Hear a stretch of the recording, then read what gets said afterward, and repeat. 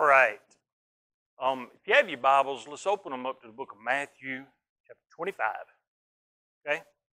Matthew 25. We're going to start in verse 31, and this was a parable that Jesus spoke, and this is kind of like an explanation to the Gentiles. I told the kids the other day on the van, I said, you know, there are two types of people in this world, and I don't like either one of them.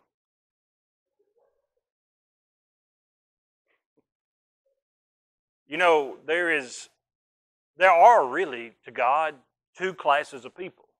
You know, there's the saved and the lost. In the scripture today, we have the sheep and the goats.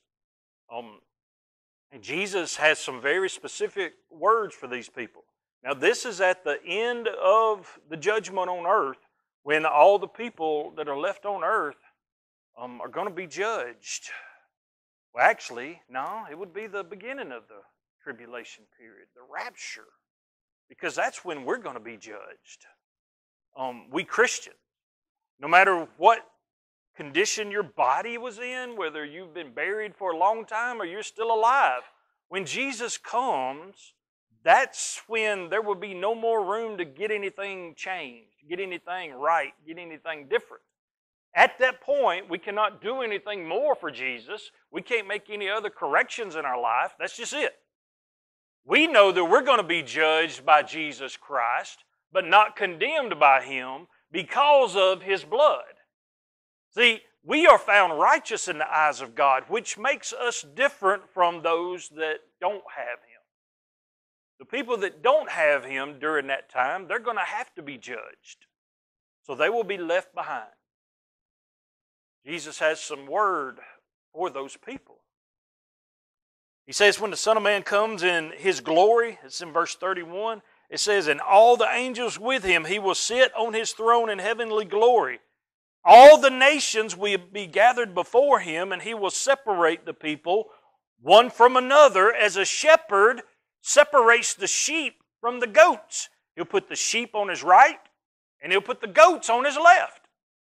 Because there is a difference in sheep and goats. Right? Biologically, attitudinally, fluffiness, the rectangular pupils, I'm not sure if they share that, but that's just creepy. There's a reason why goat meat is tough, and sheep meat is probably tough too. Depends on how you cook it. But it's supposed to be tender. I don't know. I hadn't eaten a lot of sheep. Where do you buy sheep? Publix. They have lamb, which is a little sheep, which I can't eat because I call Jesus the lamb, and I'm not about to eat lamb. Anyway, that's my personal thing. You're not going to go to hell for eating a lamb. Right? There was a difference this past week in the kids that came to VBS. Let me talk to you. Looking around, the kids that are here today are y'all were here last Sunday, right? And the Sunday before that. You're church kids, all right? And this is your church. And when other people came into your church, let me tell you what I saw this week. I saw a difference in kids that have grown up being taught about Jesus and the kids that have grown up not knowing anything about Jesus. There was a big difference in those kids.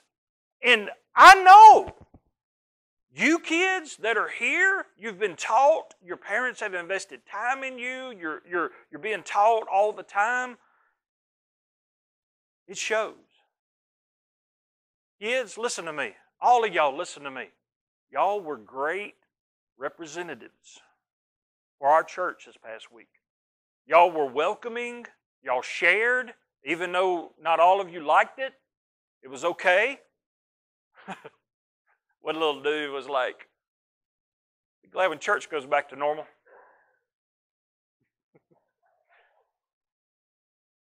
Anyway, I was so proud of the obedience of our children and the way that they minded, they listened.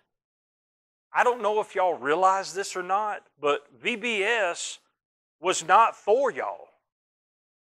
Okay? VBS was for the kids. It's an evangelistic outreach. It's to bring people in that are not normally in church. So VBS wasn't for you. It was for you to have an opportunity to minister to other people your age that are not in church. When else are you going to get to do that? Right?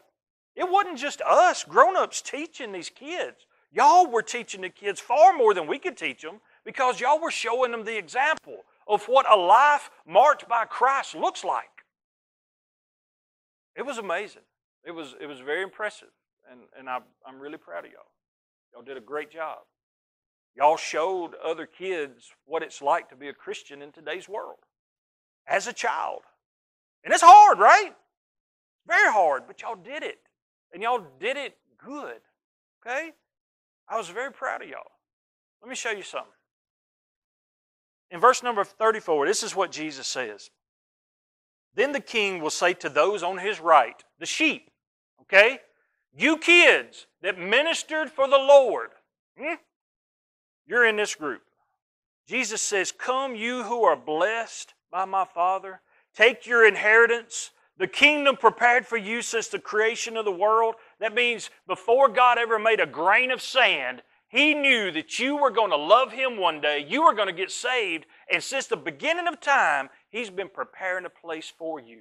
Jesus did not say that He was going to start preparing a place for you. He said He's going to prepare a place for you, and when He's done, He's coming back to get you. He's been working on it forever. When heaven is finally complete, He will come back and receive us. He'll have our place. He'll have your place. He'll have your place. And He's been making that place ready for you for a long, long time. He says, when I was hungry, you gave me something to eat. When I was thirsty, you gave me something to drink. When I was a stranger, you invited me in. I needed clothes and you clothed me. I was sick and you looked after me. I was in prison and you came to visit me.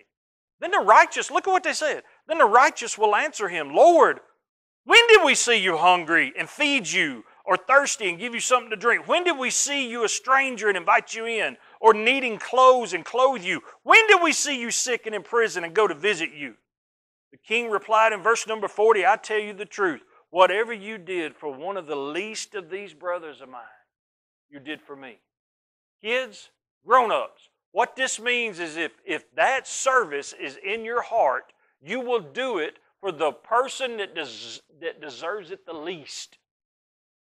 The person that aggravates you, the person that gives you a headache, you still minister to them, right? Yeah. There was, I'll just say there was probably some aggravating kids that were here this past week that could have been a distraction to learning, or probably were a distraction to learning.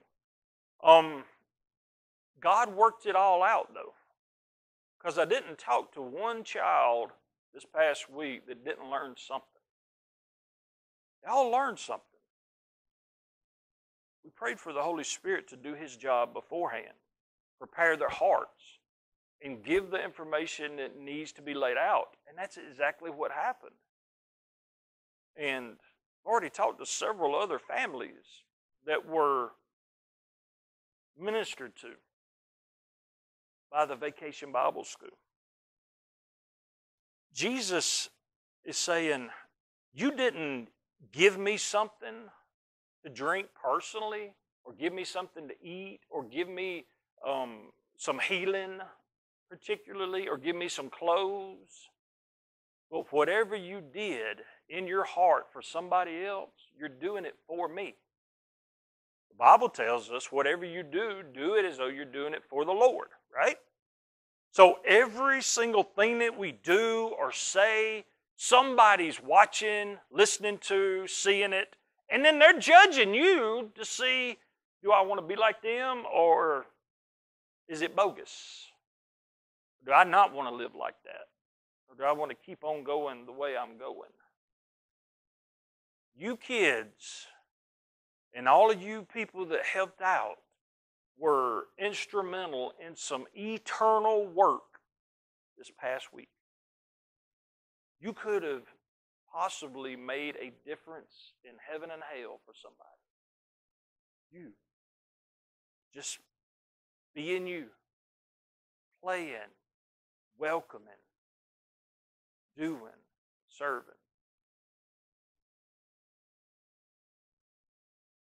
It says in verse number 41, to the goats. Then he will say to those on his left, depart from me, you who are cursed, into the eternal fire prepared for the devil and his angels. That means that if you are separated from God, you go to hell. When Jesus says, depart from me, that is forever. There's no coming back from that. There's not another chance. You're not going to purgatory. You're not going to do your time. It's over. There will be one other time when you will show back up to Jesus Christ, if this is not the time he's talking about, when you will bow a knee and you will confess that he is Lord. And he will say these same words, depart from me. But then at the final judgment, he's going to say, it's like I never even knew you. And then he's going to forget that you even existed. You will go to hell separated from God and God's memory from then on. Nobody will remember you. Nobody. You will not exist anymore. That's what people are dealing with here. That's what we get to show them. Y'all, hell is real. A lot of people want to believe that heaven is a real place and it's a reward and that's where everybody goes when they die, because you want to believe that because it's hopeful. It kind of takes the sting out of death a little bit when you...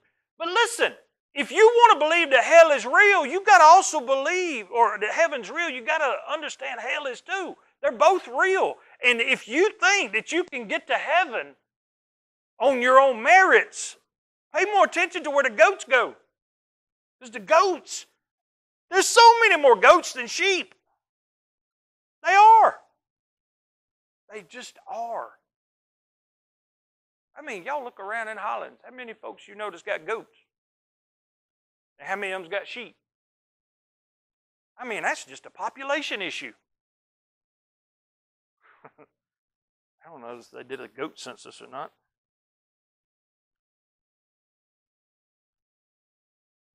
But he said, you who are cursed, you will be separated.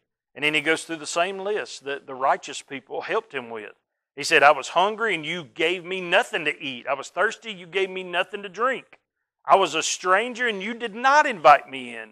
I needed clothes, you didn't clothe me. And I was sick and in prison and you did not look after me. And then they will say, Lord, when did we see you hungry or thirsty or a stranger or needing clothes or sick? When did we not help you? He said, I tell you the truth, whatever you did not do for one of the least of these, you did not do for me.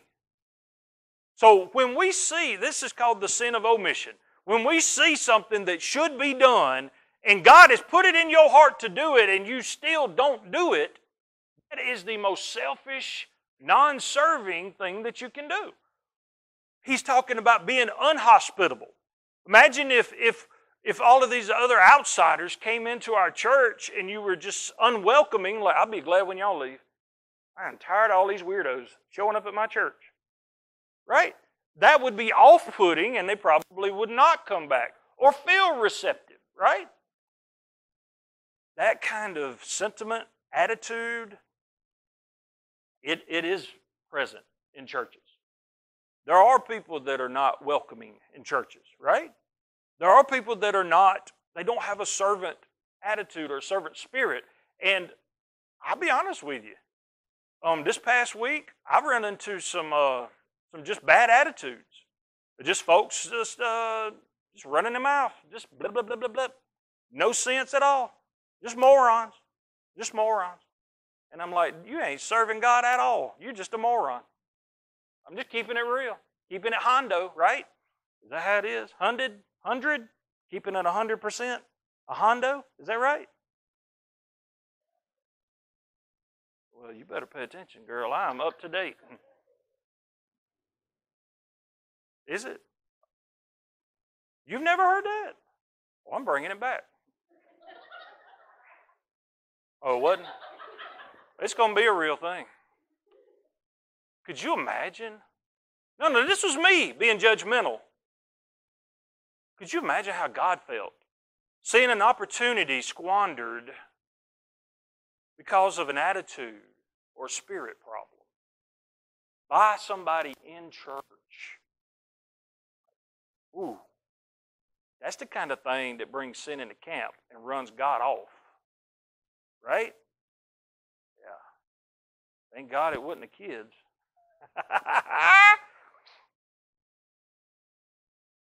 What happens to those goats? You know, it is, I guess it's not funny at all,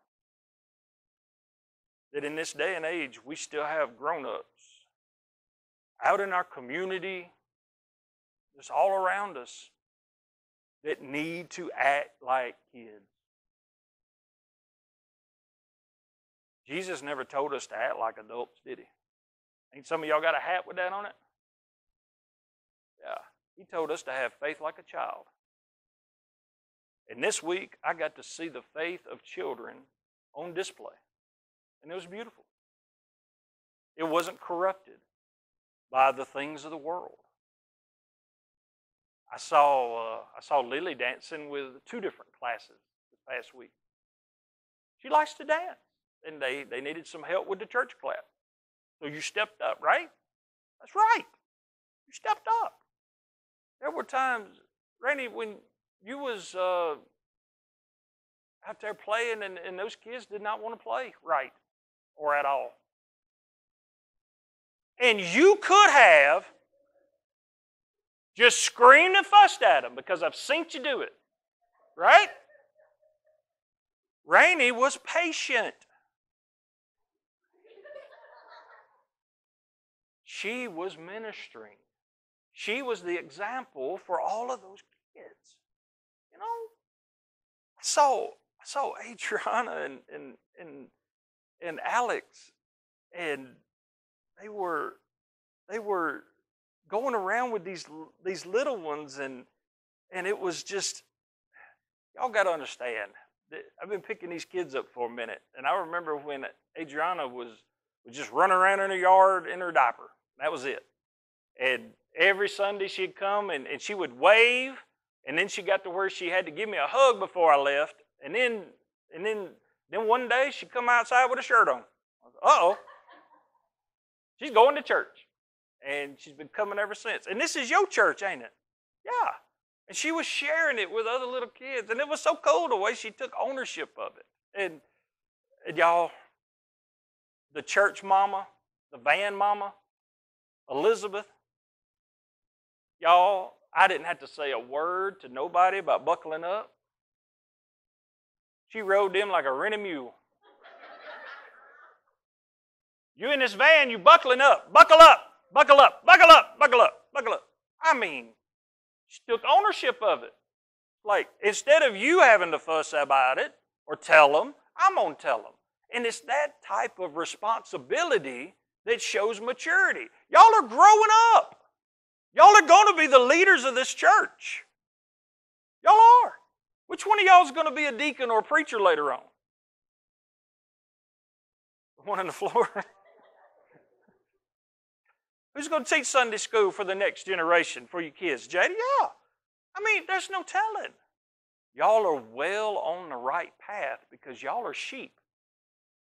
Y'all are doing things the right way. You have the right spirit in you. Not all people in church have that. Not all people in church belong to that pen. Sometimes there's a wild goat in there. And that old wild goat can stink, can't it? Yeah, it can. Because that wild goat says in verse 46, they will go away to eternal punishment. That's a whole nother pen. Those goats are going to be kept in for an eternity. If somebody winds up that you know going to hell, Ellie, it won't be your fault because you are ministering. Okay? You're sharing, you're doing, you're being an example. And as long as you're doing that, you don't even have to talk. Y'all are just showing people that Jesus is real. You're gentle, you're slow, patient, long-suffering, all the things that you have seen us be with you. Now you are being that with others. I'm proud of y'all. That's really all I got to say today. I'm just proud of y'all. I'm proud of the church. I'm proud of the way everybody came together and worked together. And y'all, the seeds that were planted this past week, the fallow ground that was tilled up, I'm going to tell you something. God, He started something great. And we're going to see the benefits of that for months to come. And I'm just, I don't know, just like when Miss Elaine was up here testifying, I was like, I just want to cry, It was a very touching event. VBS was this past week. I don't know. I mean, it's just amazing to me. Did y'all ever spend any time with the preschool class this week? Yeah, they were just the preschoolers, and it was cool. It was William, and because he came all week, his sister came and helped, and Morgan brought Olivia, and Morgan helped with Olivia, and Lakeland was there, and Miss Rita was there, Emrod was there, Moon was there some. Preschool had like 8 or 9 folk in it. And at the start of the week, it was Lakeland. By the end of the week, it was a whole big old class. And they liked it seemed like. And that's pretty cool. Because with preschool, they could just cry the whole time.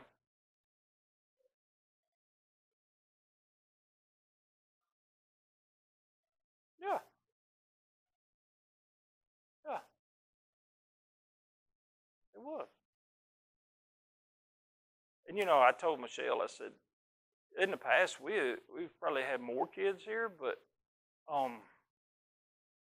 it was just such a calm spirit about it. Like it was exactly how it was supposed to be. And we were able to really minister to some folks. And I feel like make a difference in their life. Like what it was about, right? And hopefully, as a result of this mission that we had this past week, we're going to see more people in our community swap pens and change from being a goat into a sheep and learn from the example of the young and all the people that were here serving that, okay, there is a better way to live. You can serve other people. You can help other people. You can do things from a right spirit, and you can change the world. That is a message that we gave these kids every single day. Be better, do better, expect better, live better. You can be better. Do you want better? You can have better. Your life can be better. Everything around you should be better. Every single day. It should be improving in some kind of way, right? The only thing that I've ever found that causes a Christian to slow down is sin. And it could be a sin of any shape, form, variety. It could be something from doubt or worry all the way up to something carnal, okay? If you have been having any trouble with being able to minister, maybe fear keeps you from ministering. It does. Whatever it is, God did not put that in you. He put a spirit of service in you the moment you got saved. And if anything is keeping you from serving God in any kind of way, and you know that you should be serving God, ask God today to make you a better servant. Ask God to get whatever it is in your heart out so that you can do the work that He created you for, right? What are we here for? We got to wait till next year to serve again? You start serving today, can't you? That's right. Wherever we are, whatever we're doing, whoever we're around. Minister to them. Show them the love of Jesus. Change the world like that. Or go be a goat. Nobody loves a goat. All right, let's stand. If you would like to pray, take this time to pray.